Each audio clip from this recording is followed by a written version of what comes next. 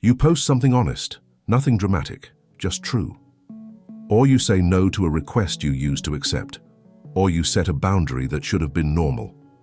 Then you check their reaction, a delay, a cold reply, a subtle change in tone, and your body reacts before your mind can argue.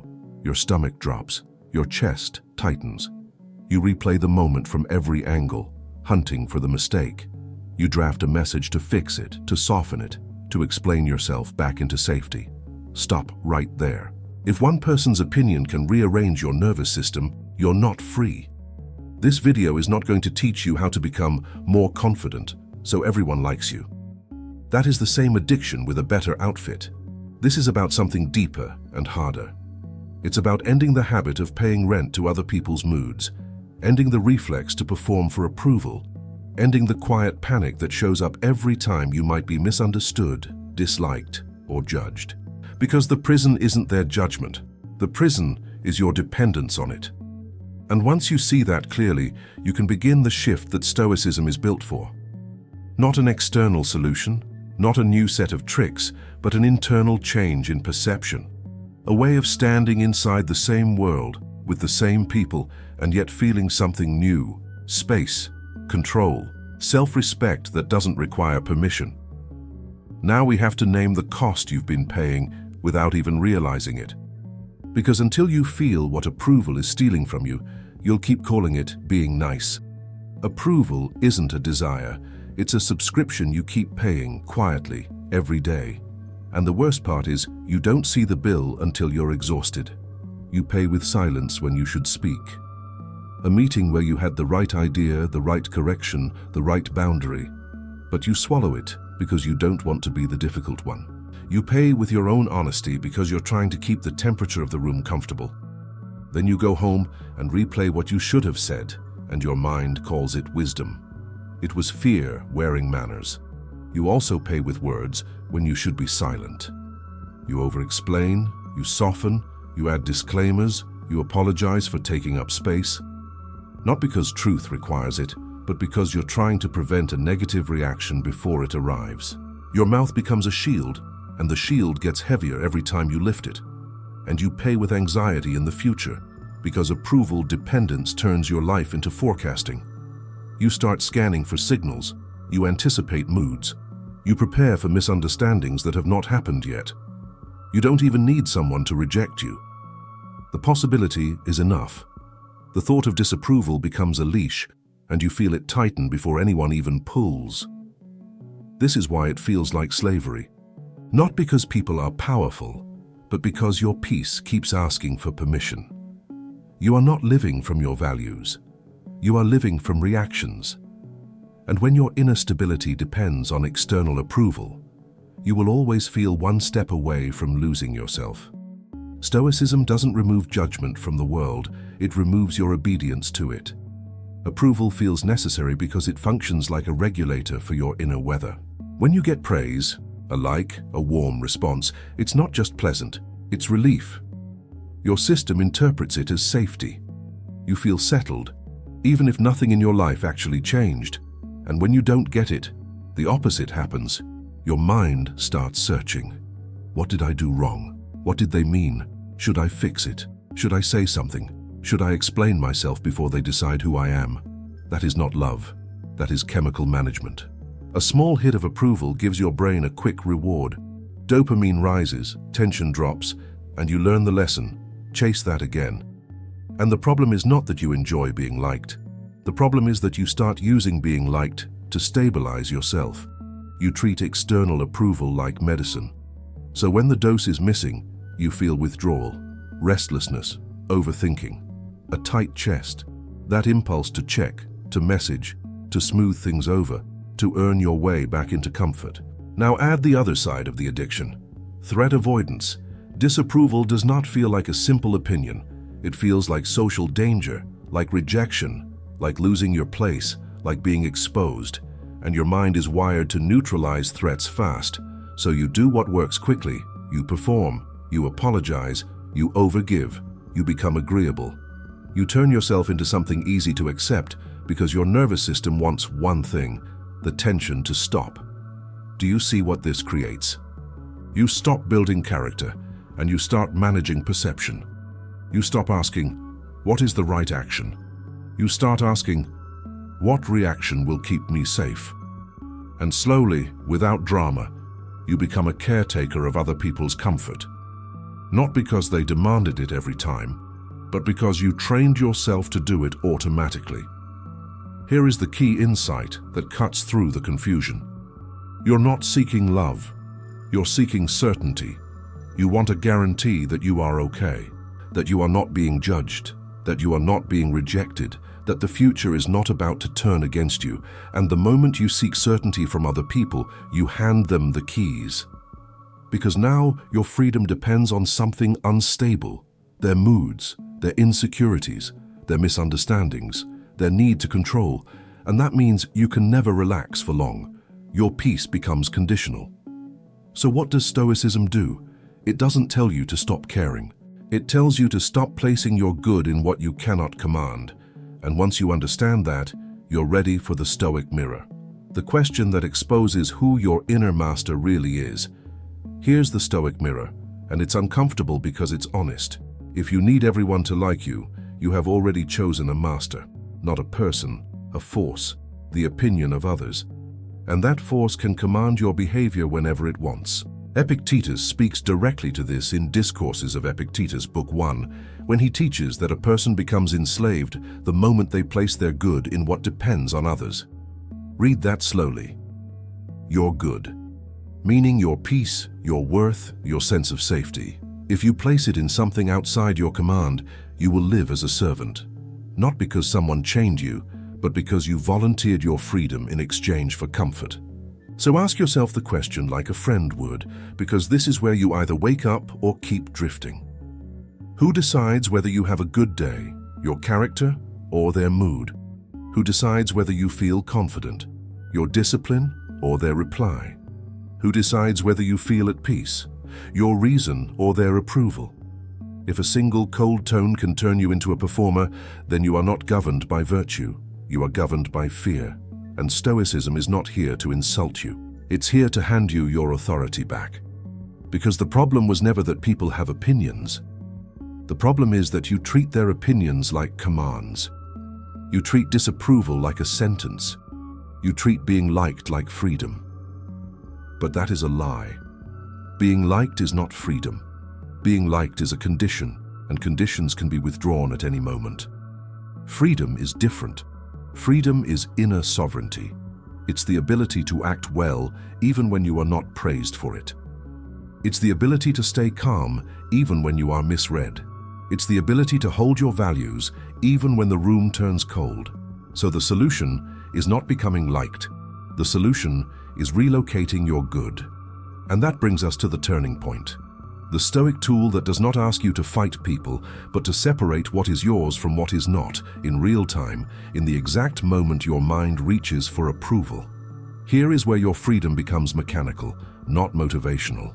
In the exact moment you feel that urge to be liked, you are tempted to do something impossible. You try to reach into another person's mind and rearrange it. You want to control their interpretation, soften their reaction, secure their approval, so your body can relax. That's why it feels urgent. Your nervous system is treating their opinion like a lever that can move your peace. Stoicism cuts the lever, not by denying that opinions exist, but by refusing to treat them as your responsibility. So we relocate your good right now in real time. You separate life into two columns in the mind, not as a theory, but as a command you give yourself when emotion starts pulling. In the first column is what you can govern. Your choices, your effort, your restraint, your courage, your honesty, your standards, your character in the moment. Whether you speak or stay silent, whether you act from virtue or from fear. This is your territory. This is where your power lives. In the second column is what you must release. Their opinion, their mood, their misunderstanding, their need to be right, their approval, their rejection, their gossip, the way they retell the story, the group's atmosphere, the invisible scoreboard in someone else's head. None of that belongs to you. You can influence it sometimes, but you cannot command it. And anything you cannot command cannot be the foundation of your peace. Now watch what happens when you apply the rule. If it isn't yours, don't place your good there.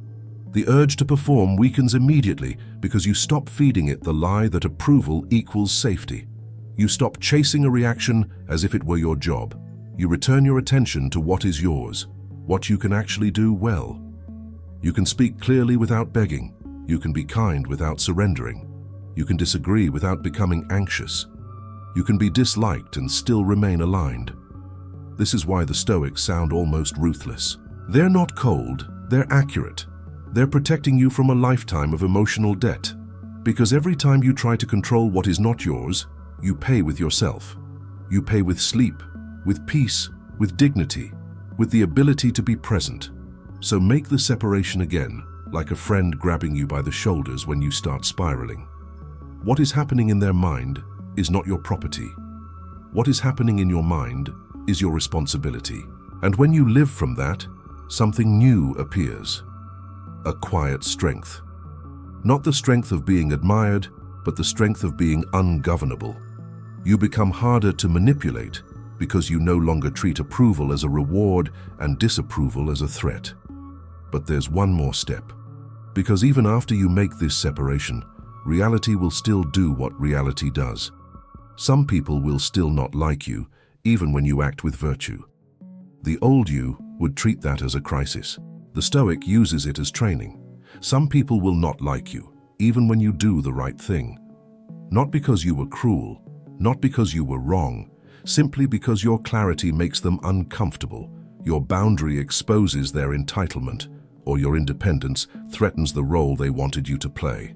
If you treat that as a disaster, you will crawl back into the old cage. You will bargain, you will soften, you will reshape yourself until you are acceptable again.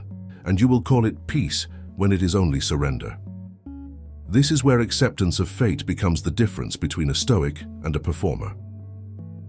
Amor fati does not mean you enjoy disapproval. It means you stop making it a verdict. You stop treating it like proof that you failed. You stop acting as if being disliked is the end of something. You start seeing it as what it really is, a normal consequence of living by principle in a world full of preferences. Marcus Aurelius trained himself to meet friction like training, not punishment. In Meditations of Marcus Aurelius, Book 5, paragraph 20, he reminds himself that what stands in the way becomes the way. That is not a slogan, it is a decision. The moment you face disapproval, you can use it to strengthen the one thing that makes you free, your ability to stay aligned when the room is not kind. So when someone disapproves of you, you don't rush to repair the image. You don't rush to explain your intentions. You don't rush to prove you are good. You slow down and you ask a more serious question. What is this moment asking me to practice? It may be asking you to practice restraint, to keep your mouth from negotiating. It may be asking you to practice courage, to stay honest without aggression. It may be asking you to practice justice, to treat them fairly, even if they treat you unfairly. Or it may be asking you to practice something most people never master. Letting people be wrong about you without becoming bitter, without becoming needy, without becoming a liar. This is the hidden power of amor fati. When you accept being disliked, you stop being manipulable. The guilt trips lose their grip. The cold shoulder loses its authority. The silent judgment loses its meaning, because you no longer treat discomfort as a signal to betray yourself. And watch what happens inside you when you practice this. Your mind stops sprinting toward reassurance. Your body learns that disapproval is not danger. Your identity stops begging for permission. You begin to feel a quieter kind of confidence, the confidence that comes from not having to win the room in order to respect yourself. But there's a catch. Even if your mind accepts this, your emotions will still surge in the moment. Your chest will still tighten. Your impulse will still be to perform. That's why the next step is not philosophy. It is a skill you can use in 3 seconds, the moment you feel yourself reaching for approval. The urge hits fast. Someone's tone shifts. A message goes cold. A face doesn't soften the way you hoped. And before a single word is spoken out loud, your mind writes a story. They're disappointed in me. They're judging me. I ruined it. I need to fix this now. Then your body obeys the story. Tight chest, restless hands, a need to move, to message, to explain, to be liked again. Look closely. You're not reacting to them. You're reacting to the meaning you assign to them. This is where most people lose their freedom. Not in the moment of disapproval, but in the moment they give their emotional story instant authority. Stoicism calls this assent. The mind receives an impression, then it either accepts it as truth or it questions it. The slave of approval accepts it instantly. The free person pauses. So here is the permission pause. 3 seconds that change the direction of your life. When you feel the pull to perform, to apologize, to overgive, to soften your truth so no one feels uncomfortable, you do nothing for 3 seconds. You breathe once, slowly, and you ask one question that cuts through the noise. Am I acting from virtue or from fear of disapproval? Be honest. If the answer is fear, you do not move yet. Because fear does not create freedom, it creates negotiation. Fear will make you betray your standards, then call it kindness. Fear will make you chase certainty, then call it love. Fear will make you reshape your personality into something safer, then call it maturity. Virtue is different. Virtue is calm. Virtue can tolerate a cold room without panicking. Virtue can hold a boundary without adding a speech. Virtue can let a misunderstanding exist for a moment because it does not treat other people's minds like a courtroom that must be won. Now add one more check, because your body will tell you the truth faster than your pride will. If your chest is tight, your words will be a plea. Not always a loud plea. Sometimes it sounds polite, sometimes it sounds reasonable. But the energy underneath is still asking for permission to be okay. And you do not build freedom by asking permission from what you cannot control, so you pause until your breath returns, until your jaw unclenches, until you can speak without that hidden begging. Then, and only then, you choose what your next words are for. Not to secure approval, but to express principle.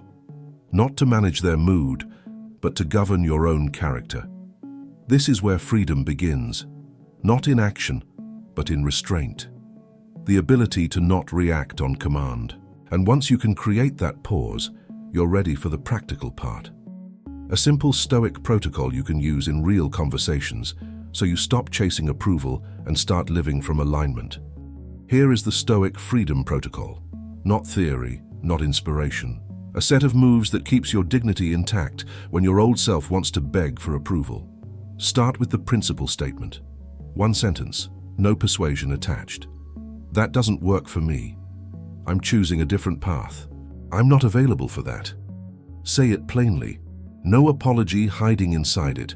No extra paragraph to make it easier for them to accept. This is where most people fail because they think a boundary must be justified. But a boundary is not an argument. It is a standard. You don't negotiate standards. You live them. Now comes the part that builds actual freedom. Discomfort tolerance reps. Your dependence on approval is not only mental, it is physical. Your body learned that disapproval equals danger, so it rushes to fix, to smooth, to please. You reverse that conditioning with small exposures. Daily. Once a day, say no to something small, cleanly, without explaining. Let the mild discomfort exist. Let the silence exist. Let the other person's surprise exist. You are not harming them. You are retraining your nervous system. Once a day, allow one awkward silence instead of filling it with performance. Let your mind learn that nothing collapses when you stop entertaining people's expectations. Once a day, do not fix one misunderstanding. If it does not affect facts or safety, let it sit. Correct facts once if needed, but leave narratives alone. Because your freedom is not found in being correctly interpreted, it is found in being aligned. This is the reputation detachment rule. You stop correcting every impression. Some people will still tell their story about you. Let them. Your job is not to control the story. Your job is to control your character. When you chase reputation, you become a public product. When you detach from it, you become a person again. And here is what happens when you start doing this consistently. You become harder to manipulate. Guilt loses its teeth. Disapproval loses its authority. Praise stops owning you, and criticism stops haunting you. You move with more calm because you are no longer waiting for permission to exist. When you stop rescuing your image, you start building a self.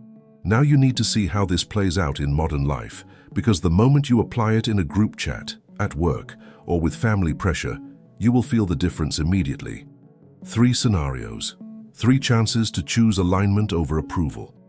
Now we make this real. Not in a quiet room with perfect mindset, but in the exact places where approval addiction usually takes control of you, where your chest tightens and your mind starts negotiating. Watch how the same Stoic principles feel completely different when the pressure is social, immediate, and personal. Picture a group chat or social media. You send something normal, even kind, and the room goes silent, seen. No response. Someone reacts to another message and skips yours. Your mind doesn't just notice it, it interprets it. They're ignoring me. I said something wrong. They don't like me. And your thumb starts hovering, ready to send a follow-up, a joke, an explanation, anything to pull warmth back into the room. This is the old leash. You don't need rejection. The possibility is enough. So you pause. 3 seconds. Am I acting from virtue or fear of disapproval? If it's fear, you do nothing. You let the silence exist. You let the uncertainty exist. You remember the 2 columns. Their attention is not yours. Your self-respect is. And in that moment, you feel it. A strange discomfort, and right behind it a quieter power. You didn't chase, you didn't perform, you stayed aligned.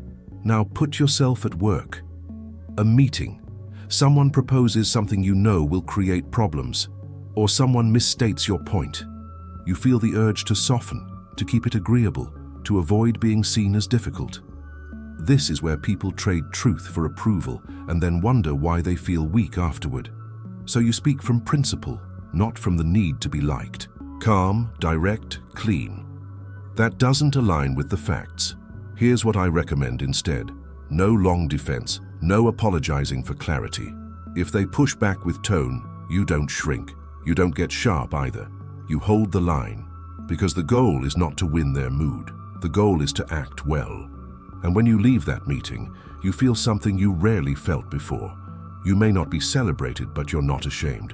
You didn't betray yourself to stay comfortable. That is freedom. Now, the hardest one. Family pressure. The kind that arrives wrapped in guilt and should. Why don't you visit more? You never make time for us. After everything we've done. Your nervous system reacts like a child again. You want to explain your schedule, prove your love, overgive to erase the discomfort. And this is where amor fati becomes steel. Some people will not like your boundaries. That is not an emergency. That is training. You pause. You choose virtue. You speak one honest sentence without persuasion. I care about you, and I'm not available for that expectation. We can plan something that works for both of us. Then you stop. If guilt escalates, you don't argue with it. You don't try to control their feelings. You protect your character. You exit the emotional trap without abandoning your humanity. Notice what just happened across all 3 situations. The world didn't become nicer. People didn't become simpler. You didn't gain control over opinions. You gained control over assent. You stopped treating approval like oxygen. You acted from what is yours and released what never was. And when you do this consistently, something shifts in your identity.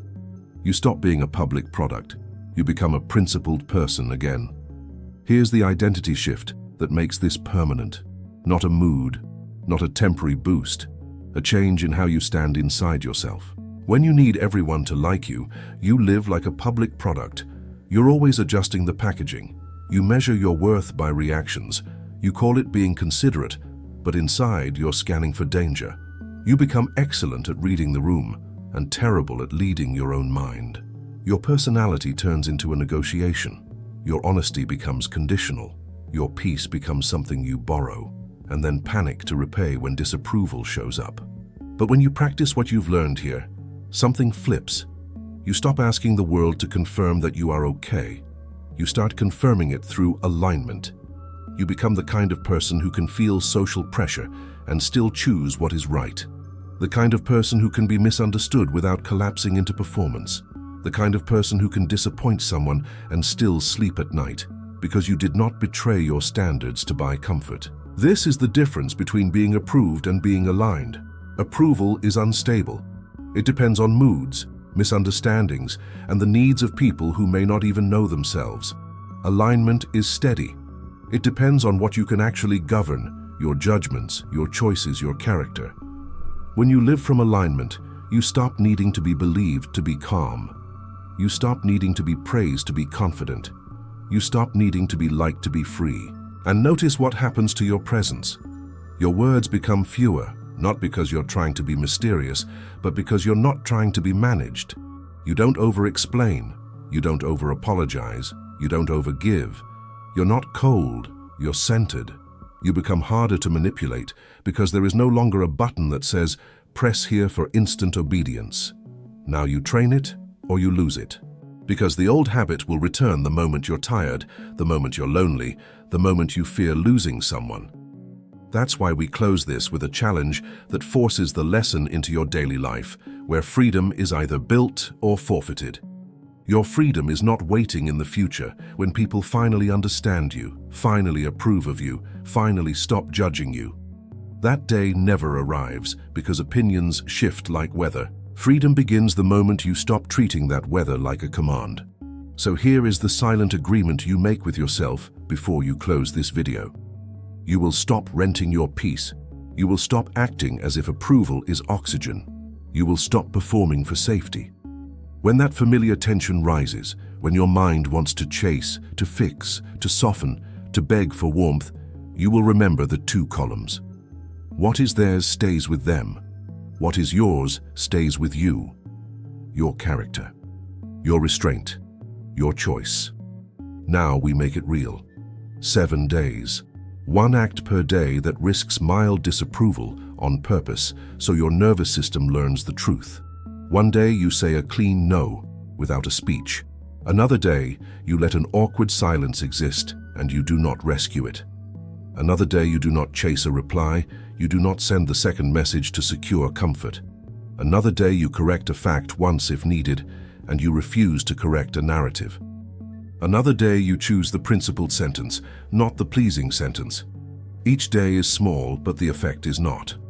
You are teaching your mind that disapproval is not danger, and that your worth is not a public vote. If you do this, you will feel the shift by the end of the week. Less forecasting, less tension, less need to manage reactions, not because the world became kinder, but because you stopped handing the world your steering wheel. And when you catch yourself reaching for approval again, don't hate yourself. Use it. That moment is the practice. Pause. Ask the question, virtue or fear. Then choose like a free person. If you don't need everyone to like you, you're free. Thank you for watching, and if you enjoyed the video, please like, share and subscribe for more Stoic insights and watch the latest videos.